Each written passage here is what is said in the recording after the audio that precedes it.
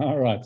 Okay. Well, just a formal welcome. We've had a quick chat leading up to the start, but welcome to Wisdom's Chats UK edition, 8 a.m. in the UK, 10 a.m. in South Africa, and all sorts of times elsewhere in the world. Who knows? Depends where you're coming from. So this is our second Wisdom's Chats for the morning. Already done the South African edition 2 hours ago, and we're going to be doing a USA edition in 6 hours. No, 6 hours from now. 6 hours from now. So if you want to pop on to the USA edition at 2 p.m. your time in the UK, 4 p.m. our time here in South Africa, and 8 a.m. Central Time in America, you're welcome to join us there as well. So this morning we are chatting about what specifically? So for Victoria's sake, just to help you realize that what we do is we kind of do a free flow conversation from one topic to the next. So we pick up a topic and we kind of delve into it. Each person gets a chance just to share their perspective or a story or their idea, their point of view around that particular topic. And then from that conversation, we pull a thread and we take it through to the next Wisdom's Chat. So what we landed on from last week is to ask the question, what is of value? What is of value and what is of worth? So what do we value? What do we say is of worth? And I think, I mean, the difficulty with these simple questions is that you really have to start thinking about it.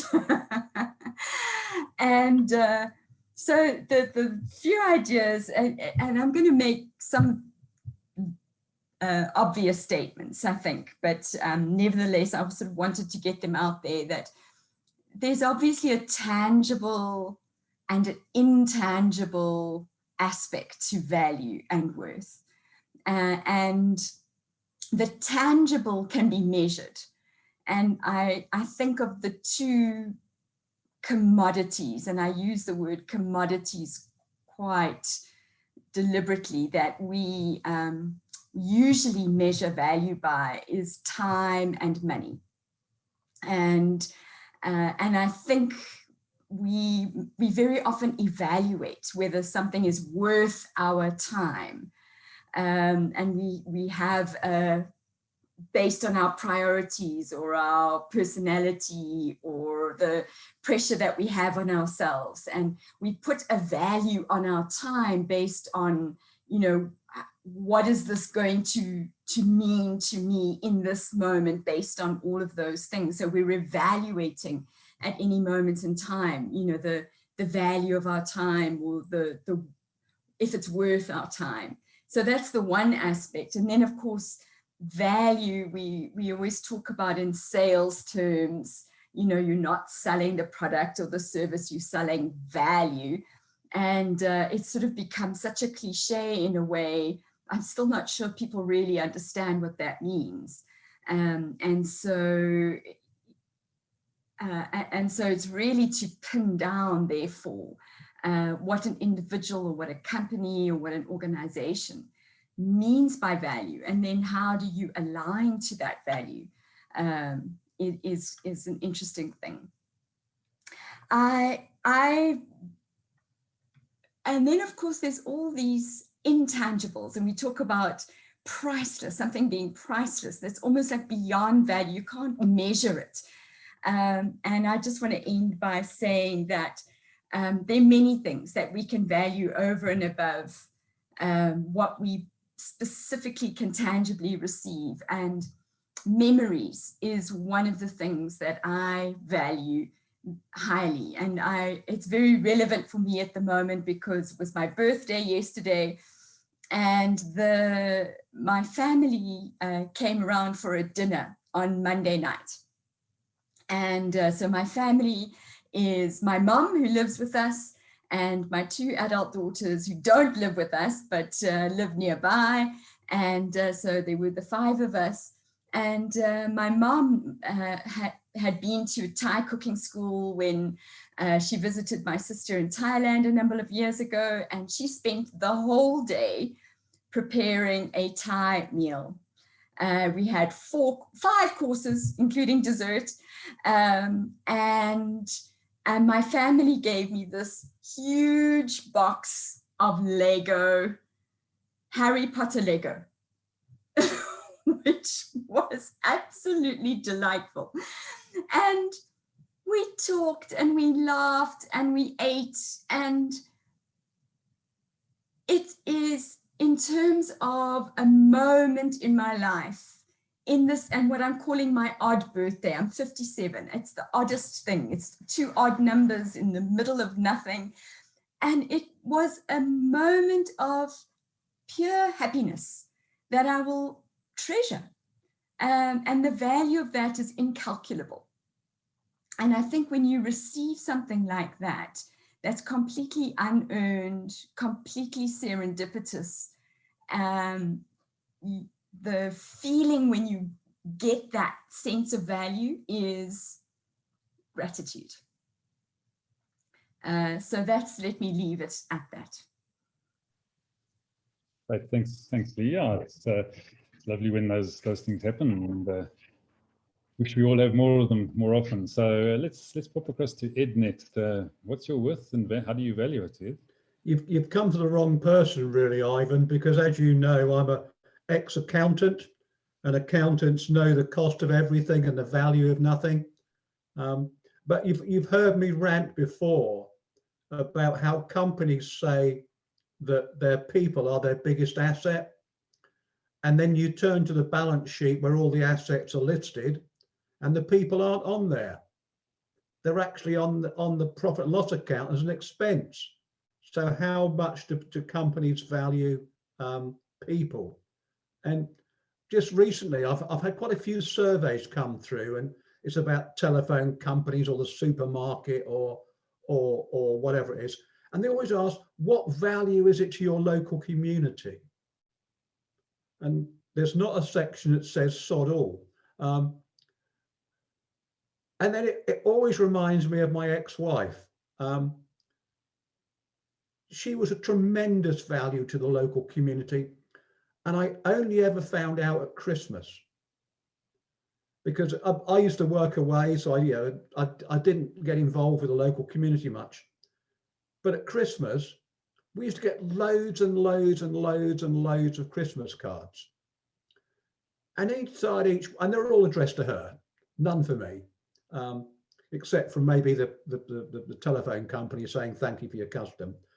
And inside each card was a little message saying, thank you for your help this year. And they'd say what it was. And I've discovered that someone had been ill, she'd been round and taken them a meal. Someone had the flu, she'd been round and walked their dogs. All sorts of things like that. Tremendous value to our community, which probably doesn't appear anywhere in any set of accounts or anything like that. But actually, communities exist with that. But I took Lee's question to be, what's your personal value? How do you see your personal value? And to me, I think it's very much your personal value is what you put on yourself. If you think you're worth it, you are worth it. And if you have this feeling that you don't think you're worth it, well, you're undervaluing yourself, because we've all got an important part to play in society, whether it's someone like Trevor leading a multi-million-pound business and squeezing every little penny out of everything he can, or whether it's someone like my wife, my ex-wife, helping her local community and actually making everyday life a little bit easier for someone who's going through a tough time. So I think your value very much depends on your perception of what's important. But it really does intrigue me why people, a company's biggest asset that they apparently value, they underpay and they don't invest in them. So that's my thoughts. Oh, and one other thing. I love nature. I value nature above all else. But the view I love the most in the world, and Victoria will appreciate this, is the view from Blackfriars Bridge looking along the Thames at night time. And I really value the fact that I live in a place where I can very easily go into the city, enjoy the city, and then very easily come out and hug a tree somewhere. So I value my freedom more than anything else. Thanks, Ed, and I'm sure the trees really appreciate the hugs as well. So yeah, and just on that note, Ed, you know, you neglected to mention your volunteering and a little award that you've recently received for your efforts for the FSB, and yeah, congratulations on that. And maybe you want to just mention a little bit about that. See, Trevor knows nothing about it. He never reads social media. So thank you, Ivan. Yeah, the FSB is a membership organisation for small businesses.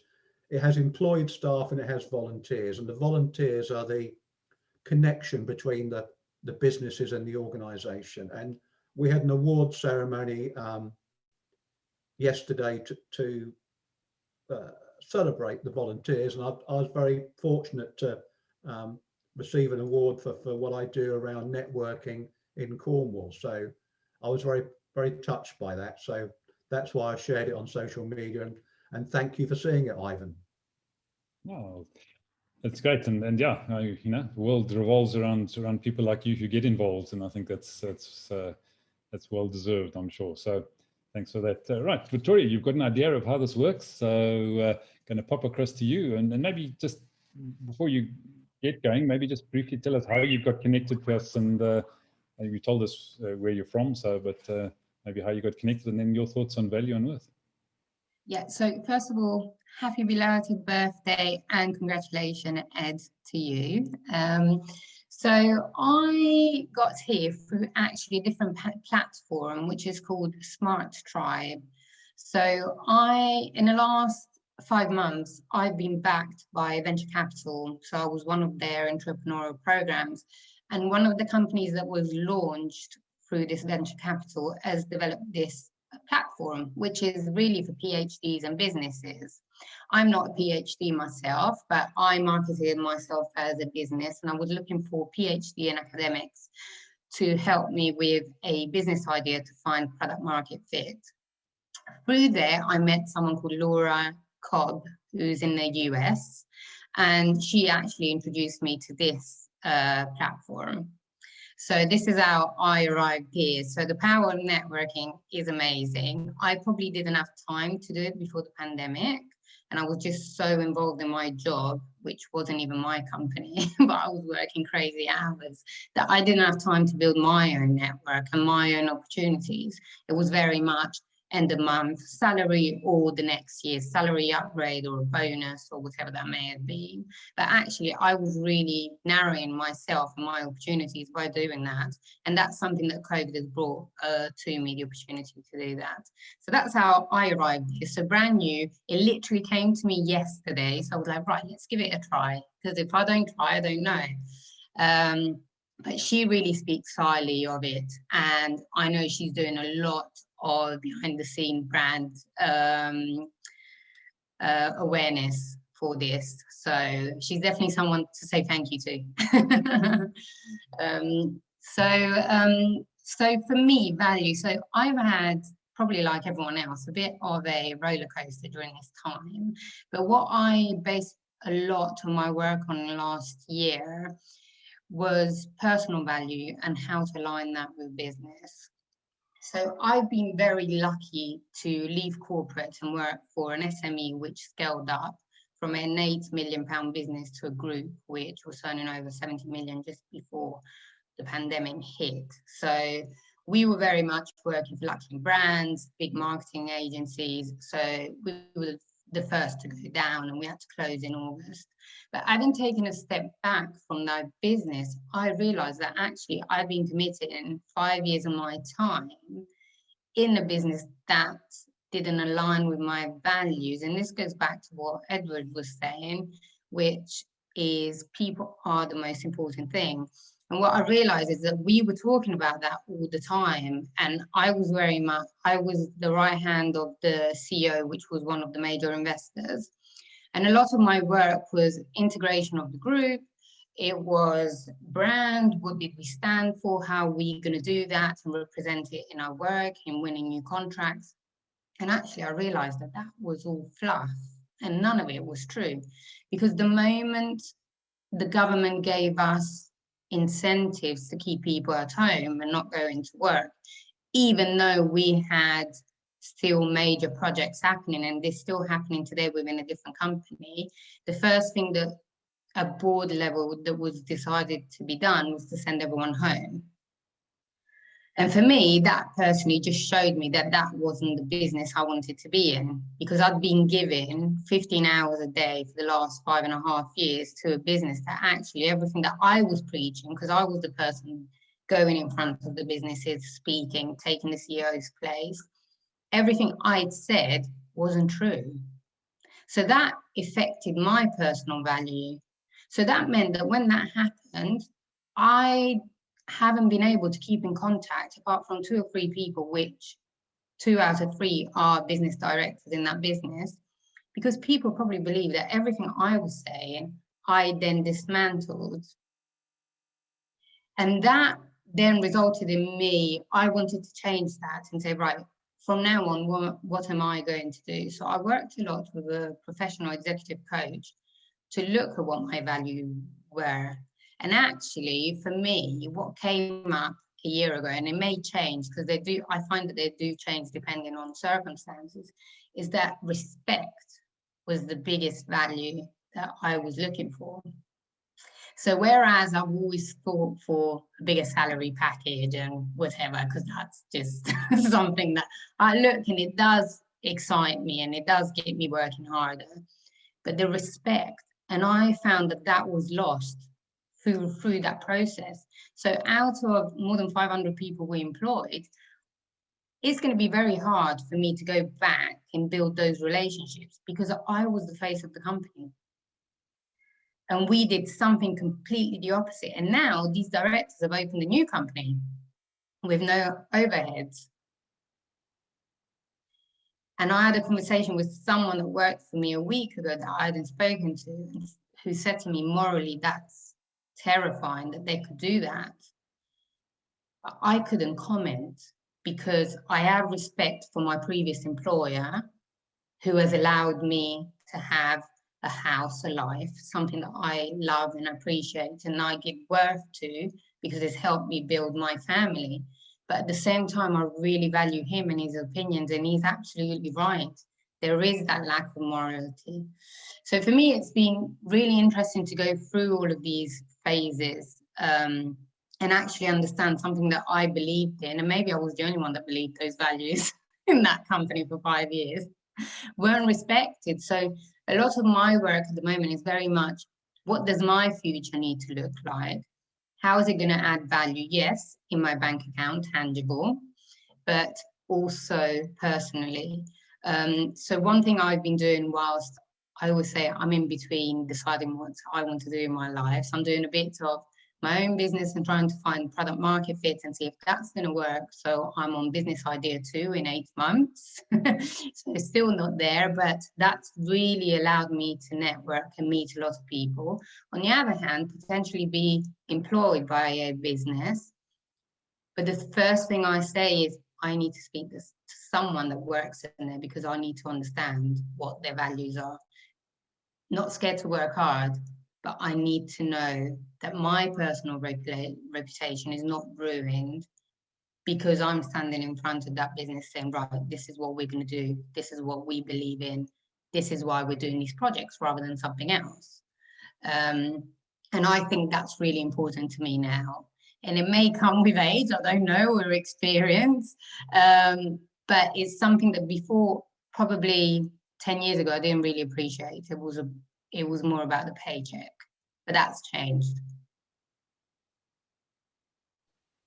Oh, that's fantastic. Thanks, Victoria, for that. Yeah, I think some great insights, and we'd love to hear your story further on some future chats. It was one of the things that we do on some of the chats as well. We actually ask people to tell us a bit about themselves and their lives. You've already done part of that, which is great. So really appreciate those insights into where you've come from and where you are now. And I think some interesting learning curves that you've obviously gone through, and growth, and yeah, amazing how this networking has actually connected us. I mean, the whole reason we're doing this is exactly because of the pandemic, because of lockdown, and the connections we've made around the globe with different networking groups and the like. So really appreciate you being with us this morning and giving us a little insight into who you are and where you are. So Trevor, over to you.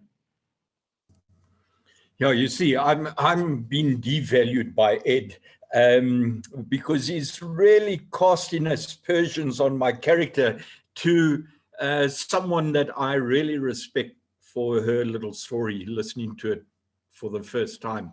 Hi, Victoria. I'm the one that really values people in this network, believe me. Don't listen to Ed at all. And I don't know how he understands that I actually have an interest in a citrus farm, and there we squeeze the oranges to their absolute driest core to get the best out of them. No, Victoria, your story there just made me lodge that comment in the chat. Being valued leads to happiness for many.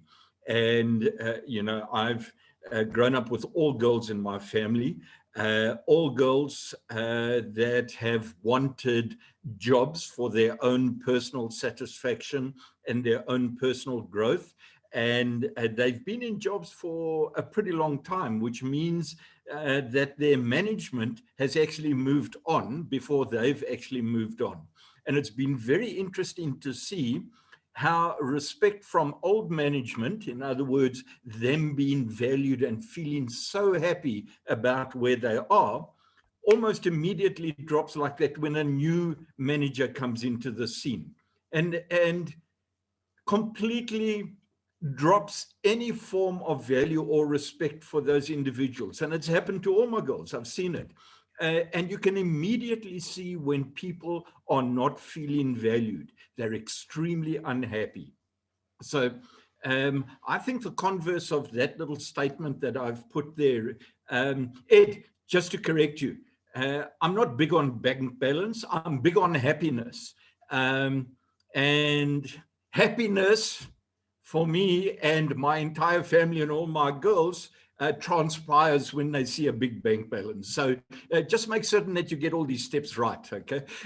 And but I tend to feel that this respect and value that Victoria tied together so well transpires into happiness for individuals, and I tend not to see many happy people around, which tends to tell me that people are not being respected and valued.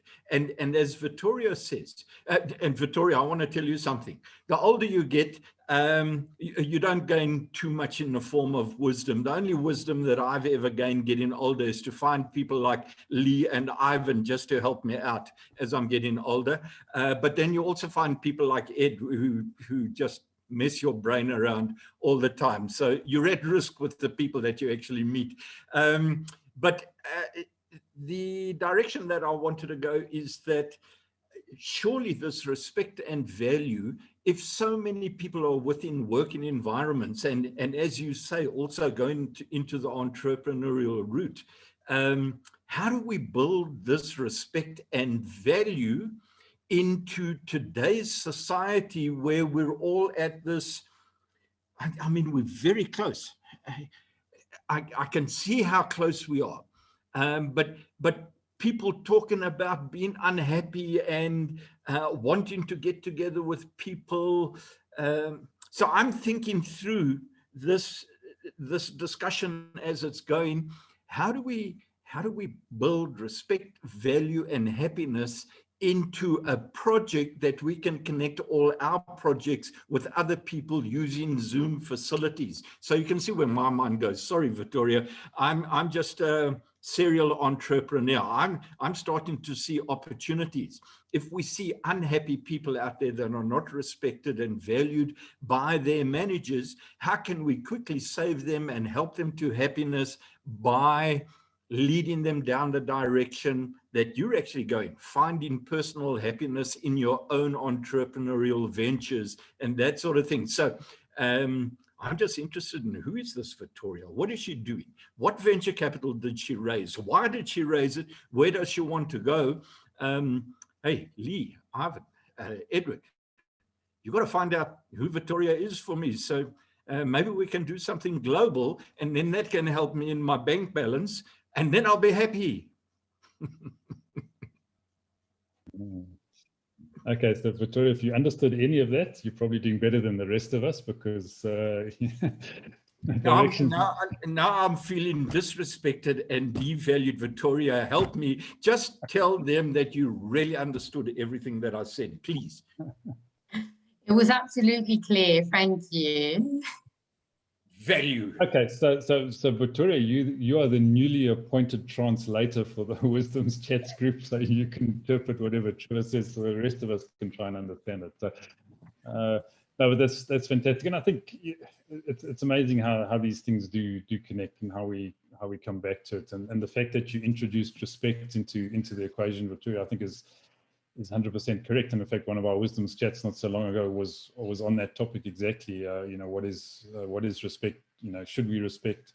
Should we disrespect? You know, and Trevor likes to say he equally disrespects everybody to start off with. So, you know, it's an interesting equation, and how it comes and relates back to you as an individual, and to all of us. You know, do you respect yourself enough to truly value your worth, to step away from an environment that doesn't respect you or doesn't value you? And I think a lot of people, as Trevor was saying, are locked into those paradigms. I mean, we know the general stats: 80% of the people are unhappy in their jobs, but they're there because they need the money. You know, they need the work, and they don't see a way, you know, clear to actually step away from that and do something different. So, and it's a massive challenge for yeah, I mean, 80% of 7.5 billion people is a lot of people.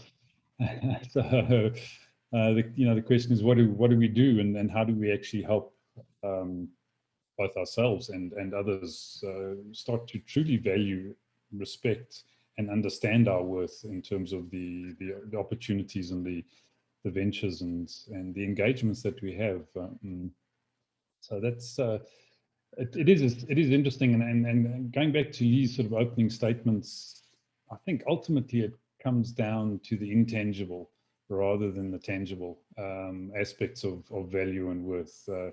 Those have more value and perhaps are worth more than the tangible, than the accountants' you know, numbers and bottom lines that we can actually measure. And yeah, I know Trevor doesn't like that, but you know, that's why we switched him off, and you know, we've had him say his bit, and we'll leave that to next time. But there you go. Yeah, he's run away, disrespecting us again. So yeah, that's my little bit in summary. So Lee, I'm going to hand back to you, and let's see where we can take this for next week. Yeah, I think, you know, Victoria's really moved us from thinking just about our value and our worth to what it is that that are our values, not just what we value and what is our worth, but our values. And it's really, I really appreciate Victoria's story about getting to the point of saying, what is it that I value the most, my values? And you know, when we identify those, you almost hit that bedrock that says, I have to have this. This is now my place where everything else now gets evaluated against these core values. And I think many people go through life not recognizing their values. They have them, but they don't know, they haven't articulated them. And so they're reacting according to those values, but aren't actually choosing deliberately based on them. So I'd love us to talk more around what are our personal values next week, and let's, yeah, I'd be really, really interesting to hear not only what people's personal values are, but how do you live according to them? So yeah, let's have that conversation next. Fantastic. I Thanks, look Lee. forward to Thanks, seeing you everyone. there. Yeah. And thanks for joining us again, Victoria. I hope we haven't chased you away and you'll come back. And anyway, further, if you can join us this afternoon. As I say, we're on at USA chats on 2 p.m. UK time, 4 p.m. South African time. But otherwise, hopefully we see you next week, same time, same place, same Zoom call. And we'll listen to your values then. So have a good one. Good Victoria, week, you could folks. also join us at 6 o'clock in the morning in South Africa. Say again, yet? I said you can always join us at 6 o'clock in the morning in South Africa. Yeah, that's right. Yeah. I think that might be a bit of a struggle. You're not a morning person. I'd rather do 1 a.m. in the morning than 6 a.m. Well, join us in the US. It's still a bit early, but yeah. Anyway, great day. Okay. Further, Bye. well, folks. Bye. Cheers now. Thank Bye. you.